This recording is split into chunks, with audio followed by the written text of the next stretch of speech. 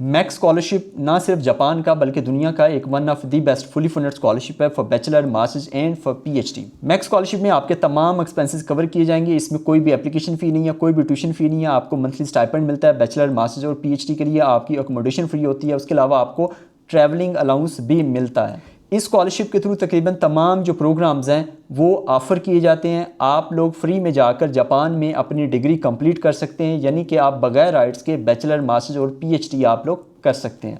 Japan के इस max scholarship के थ्रू अप्लाई करने के लिए आपको आइट्स वगैरह नहीं चाहिए। आप इंग्लिश प्रोफिशिएंसी लेटर के साथ भी अप्लाई कर सकते हैं। अस्सलाम वालेकुम दोस्तों, उम्मीद करता हूँ आप सब लोग खैरियत से होंगे। Welcome to my YouTube channel. और आज एक और फुली फंडेड स्कॉलरशिप के साथ मैं हाज़िर हुआ हूँ, जिसमें आप लोग अप्लाई कर सकते हैं बगैर आइट्स के बैचलर, मास्टर्स और पीएचडी के लिए। और जो स्कॉलरशिप है वो फुली फंडेड है, जिसमें आपके तमाम एक्सपेंसेस कवर की जाएंगी। कोई भी एप्लीकेशन फ़ी नहीं है, कोई भी ट्यूशन फ़ी नहीं है। आपको मंथली स्टाइपेंड मिलेगा बैचलर, मास्टर्स और पीएचडी के लिए। अकोमोडेशन फ्री होगी, आपको ट्रैवलिंग अलाउंस भी दिया जाएगा। तो इस तरीके से ये तमाम बेनिफिट्स आपको मिलेंगे। और जो कंट्री है उसका नाम है जापान, और जो स्कॉलरशिप है उसका नाम है मैक्स स्कॉलरशिप।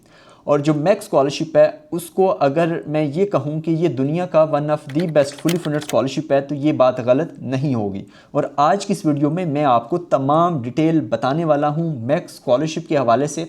अभी ये स्कॉलरशिप ओपन है, आप लोग अप्लाई कर सकते हैं वाया एम्बेसी। यानी कि अप्लाई करने के दो बेसिकली तरीके होते हैं, एक होता है एम्बेसी ट्रैक, दूसरा होता है यूनिवर्सिटी ट्रैक। इस हवाले से मैं आपको डिटेल के साथ आगे जाके बताऊंगा। तो आज की इस वीडियो में मैं आपको बताने वाला हूं कि जापान का जो मैक्स स्कॉलरशिप है इसका क्या एलिजिबिलिटी क्राइटेरिया है, कौन कौन से डॉक्यूमेंट्स चाहिए, स्कॉलरशिप के क्या क्या बेनिफिट्स हैं, किस तरीके से आपने अप्लाई करना है, प्रोग्राम्स कौन कौन से हैं, क्या डेडलाइन है। तो इस तरीके से मैं आपको A to Z तमाम इंफॉर्मेशन इस वीडियो में बताने वाला हूं, बहुत ही आसान और सादा अल्फाज में। और मैं कोशिश करूंगा कि मैं इस वीडियो को टू द पॉइंट बताऊं और आपके साथ ज़्यादा से ज़्यादा इंफॉर्मेशन शेयर करूं।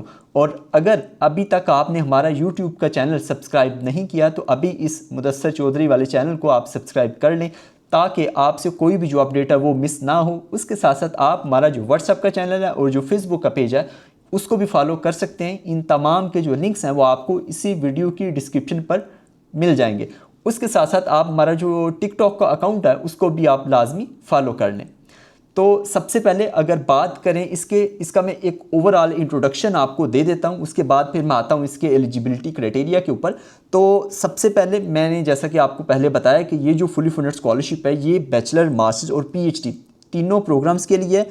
उसके अलावा अगर बात करें प्रोग्राम के ड्यूरेशन की, तो जो बैचलर का प्रोग्राम है जैसा पाकिस्तान में होता है कि कुछ जो बैचलर के प्रोग्राम्स हैं वो 4 इयर्स के लिए होते हैं, कुछ जो है वो 5 इयर्स के होते हैं। तो इसी तरीके से जापान में भी इस स्कॉलरशिप के थ्रू बैचलर के कुछ प्रोग्राम्स 4 इयर्स के हैं, कुछ 5 इयर्स के हैं। और अगर बात करें मास्टर्स की, तो मास्टर्स के 2 to 3 इयर्स, यानी कि कुछ प्रोग्राम्स 2 साल के होंगे, कुछ 3 साल के होंगे। इसमें आप लोग अप्लाई कर सकते हैं। उसके बाद जो पीएचडी का जो ड्यूरेशन है वो है 3 to 4 इयर्स। तो ये तो हो गया इसका इंट्रोडक्शन। आप अगर बात करें एलिजिबिलिटी क्राइटेरिया की, कि अगर आप जापान में मैक्स स्कॉलरशिप के थ्रू बैचलर, मास्टर या पीएचडी के लिए अप्लाई करना चाहते हैं तो उसका क्या एलिजिबिलिटी क्राइटेरिया है। तो उसमें सबसे पहले एज की रिक्वायरमेंट है, यानी कि अगर आप बैचलर के लिए अप्लाई करना चाहते हैं तो आपकी जो एज है वो 25 ईयर्स से कम होनी चाहिए। और अगर इसको मैं और मज़ीद आसान अल्फाज में आपको बता दूं तो आपकी जो डेट ऑफ बर्थ है वो 2 अप्रैल 2002 के बाद की होनी चाहिए। और मैं आपको एक चीज़ यहाँ पर क्लियर कर दूं, बहुत सारे लोग कहेंगे कि ये 25 ईयर्स नहीं बनते। तो ये जो स्कॉलरशिप है ये 2027 के लिए, यानी कि नेक्स्ट इनटेक के लिए, नेक्स्ट ईयर की इनटेक के लिए, तो ये 25 साल ही बनते हैं। आपकी जो एज है वो 25 ईयर से कम होनी चाहिए। और उसके बाद अगर बात करें मास्टर्स और पीएचडी की, तो उसमें आपकी जो एज है वो 35 ईयर से कम होनी चाहिए। और मज़ीद आसान अल्फाज में आपकी जो डेट ऑफ बर्थ है वो 2 अप्रैल 1992 के बाद की होनी चाहिए।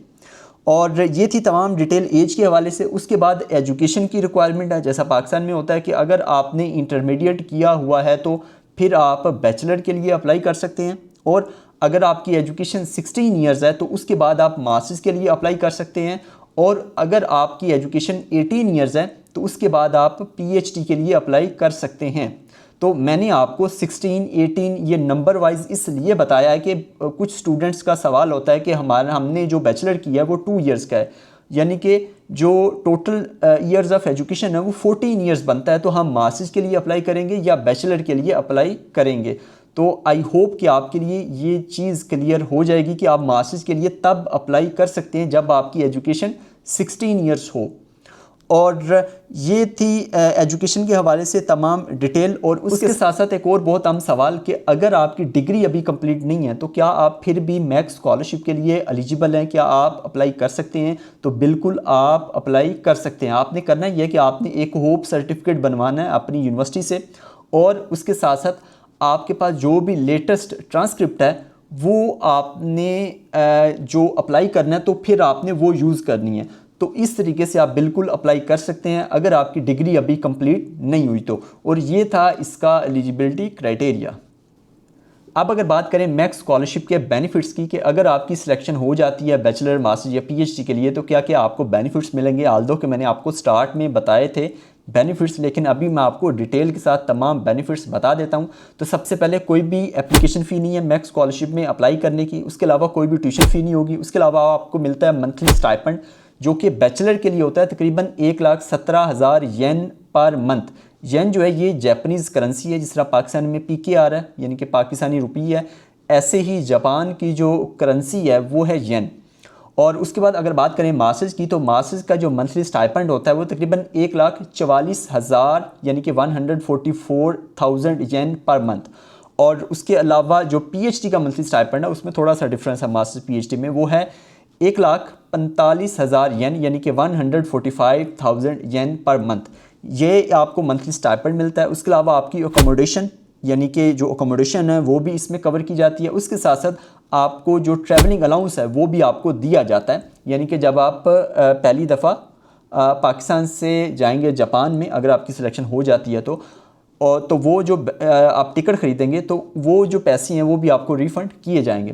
तो इस तरीके से ये तमाम बेनिफिट्स मिलेंगे अगर आपकी सिलेक्शन हो जाती है मैक्स स्कॉलरशिप के थ्रू जापान में, तो बैचलर, मास्टर्स या फिर पीएचडी के लिए। तो अब अगर बात करें डॉक्यूमेंट्स की कि कौन कौन से डॉक्यूमेंट्स आपके पास होने चाहिए अगर आप मैक्स स्कॉलरशिप के लिए अप्लाई करना चाहते हैं बैचलर, मास्टर्स या फिर पीएचडी के लिए। तो अच्छा, डॉक्यूमेंट्स का बताने से पहले मैं आपको अप्लाई के हवाले से थोड़ा सा बता दूं, चूँकि ये डॉक्यूमेंट्स जो हैं उसके साथ लिंक करते हैं, तो इसलिए यानी कि जो एप्लीकेशन प्रोसेस है उसके साथ लिंक करता है, तो इसलिए मैं आपको एप्लीकेशन के हवाले से थोड़ा सा बता दूं। बाकी मैं आगे जाकर इसको मज़ीद एक्सप्लेन करूँगा। तो बेसिकली अप्लाई के 2 तरीके होते हैं, एक होता है एम्बेसी ट्रैक, एक होता है यूनिवर्सिटी ट्रैक। यानी कि जैसे कि नाम से ही ज़ाहिर है कि या तो आप एम्बेसी के थ्रू अप्लाई कर सकते हैं मैक्स स्कॉलरशिप के लिए, या फिर आप डायरेक्ट यूनिवर्सिटी में अप्लाई कर सकते हैं। तो अभी जो आपने अप्लाई करना है वो आपने एम्बेसी के थ्रू करना है, चूँकि एम्बेसी के थ्रू अभी ओपन हुआ है। और बाकी जो यूनिवर्सिटी ट्रैक है वो जून में या फिर जून के बाद जुलाई में ओपन होना स्टार्ट होगा। और उसकी जो डेडलाइन होती है वो वेरी करती है यूनिवर्सिटी टू यूनिवर्सिटी, सेम जिस तरह से सीएससी में होता है। सीएससी की जो डेडलाइन होती है वो कोई फिक्स नहीं होती, वो वेरी करती है यूनिवर्सिटी टू यूनिवर्सिटी। ऐसे ही जो इरास्मस मंडस स्कॉलरशिप है मास्टर्स के लिए यूरोप का, उसमें भी यही होता है कि जो डेडलाइन है वो वेरी करती है। तो इसमें भी जो यूनिवर्सिटी ट्रैक है उसकी डेडलाइन वेरी करती है, लेकिन जो एम्बेसी ट्रैक है उसकी एक फ़िक्स डेडलाइन होती है पाकिस्तानी स्टूडेंट्स के लिए। ऐसे ही जो इंडियन स्टूडेंट्स हैं उनके लिए हो सकता है कि थोड़ी सी डिफरेंट डेडलाइन हो, यानी कि ये जो डेडलाइन है ये एम्बेसी अनाउंस करती है। तो ये मैंने इसलिए बताया चूँकि डॉक्यूमेंट्स के साथ थोड़ा सा लिंक है, तो इसलिए मैंने आपको ये चीज़ क्लियर कर दी है कि अभी आप एम्बेसी ट्रैक के थ्रू ही अप्लाई कर सकते हैं बैचलर, मास्टर्स और पीएचडी के लिए। और जो अप्लाई का तरीकाकार है वो मैं डॉक्यूमेंट्स के बाद आपको बताता हूँ।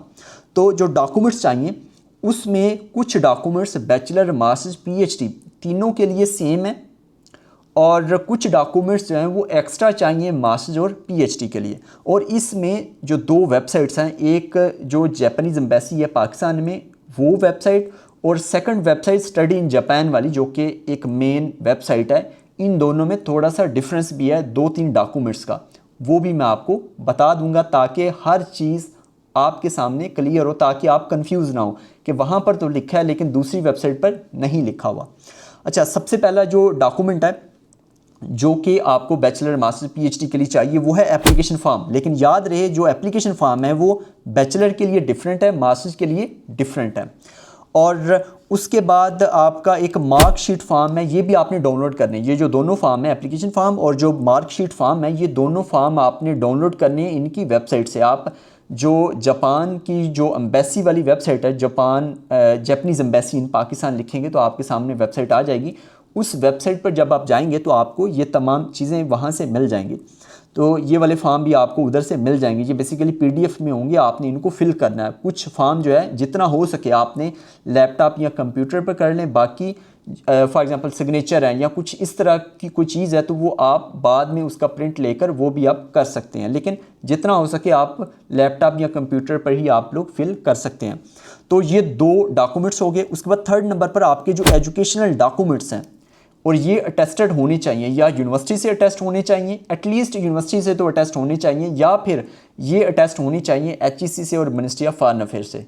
और जो मिनिमम रिक्वायरमेंट है वो ये है कि एटलीस्ट यूनिवर्सिटी से अटेस्ट या वेरीफाई होने चाहिए। और उसके बाद रिकमेंडेशन लेटर है, आपको 2 बेसिकली रिकमेंडेशन लेटर चाहिए। एक कंपलसरी है, दूसरा कंपलसरी नहीं है। ठीक हो गया। जो एक कंपलसरी है वो ये है कि आपने अपनी प्रीवियस यूनिवर्सिटी से या प्रीवियस अदारे से, अगर बैचलर कर रहे हैं तो आपने अपना जो कॉलेज है जहाँ से आप अगर आप बैचलर के लिए अप्लाई कर रहे हैं तो आपने जहाँ से इंटरमीडिएट किया है तो उस कॉलेज के प्रिंसिपल से या किसी टीचर से आपने रिकमेंडेशन लेटर बनवाना है। और अगर आप मास्टर्स या PhD के लिए अप्लाई कर रहे हैं तो जहाँ से आपने बैचलर किया उस यूनिवर्सिटी के प्रोफेसर से या टीचर से आपने ये जो रिकमेंडेशन लेटर है, ये एक जो लेटर है ये कंपलसरी है। जो सेकंड वाला लेटर है वो अगर आप जॉब कर रहे हैं तो, जो कि कंपलसरी नहीं है, मैंने अगर ये बताया आपको कि अगर आप जॉब कर रहे हैं तो फिर आपने जो सेकंड लेटर है वो आपने उस अदारे से बनवाना है जहाँ पर आप जॉब कर रहे हैं। तो यानी कि एक कंपलसरी है, दूसरा कंपलसरी नहीं है। ये कुछ डॉक्यूमेंट्स थे जो बैचलर, मास्टर और PhD तीनों प्रोग्राम्स के लिए सेम है और ये दोनों वेबसाइट्स के ऊपर लिखे हुए हैं। अच्छा, उसके बाद 2 डॉक्यूमेंट्स ऐसी हैं जो सिर्फ मास्टर्स और PhD के लिए हैं, जिसमें एक तो रिसर्च प्लान है, और ये जो रिसर्च प्लान है इसका फॉर्मेट दिया हुआ है इनकी ऑफिशियल वेबसाइट के ऊपर। और जो सेकंड है, जो सिर्फ मास्टर्स और PhD के लिए सेकंड डॉक्यूमेंट है और जो कि कंपलसरी नहीं है, वो है अब्स्ट्रैक्ट ऑफ थीसिस। यानी कि फॉर एग्जांपल आपने बैचलर में थीसिस लिखा है या फिर आपने मास्टर्स में थीसिस लिखा है और आप PhD के लिए अप्लाई कर रहे हैं तो आपने वो थीसिस भी आपने साथ में आपने यानी कि जब अप्लाई करना है तो वो चाहिए होगा, जो कि कंपलसरी नहीं है। अगेन मैं बता रहा हूँ, जो कंपलसरी नहीं है वो मैं आपको साथ साथ बता रहा हूँ। तो ये तो कुछ डॉक्यूमेंट्स हो गए, 2 डॉक्यूमेंट जो कि सिर्फ मास्टर्स और PhD के लिए। अब अगर बात करें 2 वेबसाइट्स की, एक है स्टडी इन जापान वाली वेबसाइट, दूसरी है जो जापानीज़ एम्बेसी है पाकिस्तान में वो वाली वेबसाइट। इन दोनों वेबसाइट्स में से जो एम्बेसी वाली वेबसाइट है उसके ऊपर ये 2 डॉक्यूमेंट्स नहीं है, लेकिन स्टडी इन जापान वाली वेबसाइट पे ये 2 डॉक्यूमेंट्स हैं, जिसमें एक जो डॉक्यूमेंट है वो है प्लेसमेंट प्रेफरेंस एप्लीकेशन फॉर्म। एक ये वाला फॉर्म है जो आपने डाउनलोड करना है, दूसरा है मेडिकल फॉर्म, वो आप किसी भी डॉक्टर से वहाँ से डाउनलोड करके किसी भी डॉक्टर से फिलअप करवाना है। लेकिन ये जो 2 डॉक्यूमेंट्स हैं मैं दोबारा बता रहा हूँ, ये एम्बेसी की वेबसाइट पर ये नहीं बताए हुए, लिखे हुए, लेकिन जो स्टडी इन जापान वाली वेबसाइट है उसके ऊपर ये लिखे हुए हैं। तो ये तमाम डॉक्यूमेंट्स चाहिए अगर आप अप्लाई करना चाहते हैं मैक्स स्कॉलरशिप के लिए। और यहाँ पर एक और अहम बात वो ये कि जो रिकमेंडेशन लेटर्स हैं उनका फॉर्मेट वैसे तो दिया गया है स्टडी इन जापान वाली वेबसाइट के ऊपर, लेकिन साथ में ये भी लिखा हुआ है कि ये ज़रूरी नहीं है कि आप इसी को फॉलो करें, आप कोई भी और फॉर्मेट के ऊपर भी, किसी भी और फॉर्मेट के ऊपर भी या कोई भी और फॉर्मेट आप यूज़ कर सकते हैं रिकमेंडेशन लेटर के लिए। तो ये थे तमाम डॉक्यूमेंट्स जो कि आपको चाहिए मैक्स स्कॉलरशिप में अगर आप अप्लाई करना चाहते हैं और बैचलर, मास्टर या फिर PhD के लिए। और बाकी मैं आपको जो नेक्स्ट वीडियोस बनाऊंगा, मैं 2 या 3 वीडियोस और बनाऊंगा इसके ऊपर, वो ये कि आपने फॉर्म किस तरीके से फिल करना है। फॉर्म है और दूसरा जो फॉर्म, एक एप्लीकेशन फॉर्म है और जो सेकंड है वो है मार्कशीट फॉर्म। ये जो दोनों फॉर्म है ये आपने किस तरीके से फिलअप करने हैं। कोशिश करूंगा कि जो रिसर्च प्लान है उसके ऊपर भी मैं एक वीडियो बनाऊं कि किस तरीके से आपने रिसर्च प्लान लिखना है। तो ये मैं आपको कंप्लीट गाइडेंस दूंगा। फिलहाल मैं इस वीडियो में आपको तमाम डिटेल बता रहा हूँ। तो ये थे तमाम डॉक्यूमेंट जो कि आपको चाहिए बैचलर, मास्टर्स और PhD के लिए।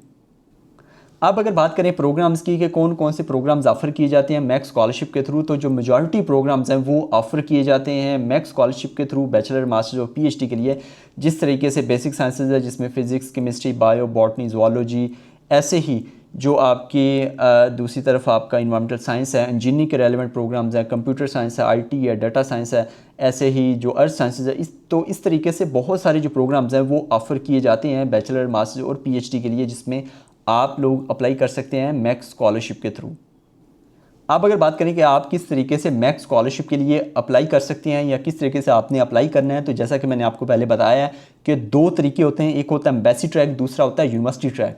तो यूनिवर्सिटी ट्रैक के थ्रू अभी आप अप्लाई नहीं कर सकते, मेजॉरिटी यूनिवर्सिटीज़ की एडमिशन क्लोज़ हो चुकी हैं, आप सिर्फ अभी अप्लाई कर सकते हैं एम्बेसी ट्रैक के थ्रू। और जो यूनिवर्सिटी ट्रैक है उसमें कुछ यूनिवर्सिटीज़ की दो इनटेक्स होती हैं, यानी कि एक अप्रैल इनटेक होती है और जो सेकंड इनटेक होती है वो सितंबर या अक्टूबर इनटेक होती है, यानी कि दो सेशन कह लें या इस तरह कह लें कि दो दफ़ा क्लासेस स्टार्ट होती हैं या दो दफ़ा एडमिशन होते हैं।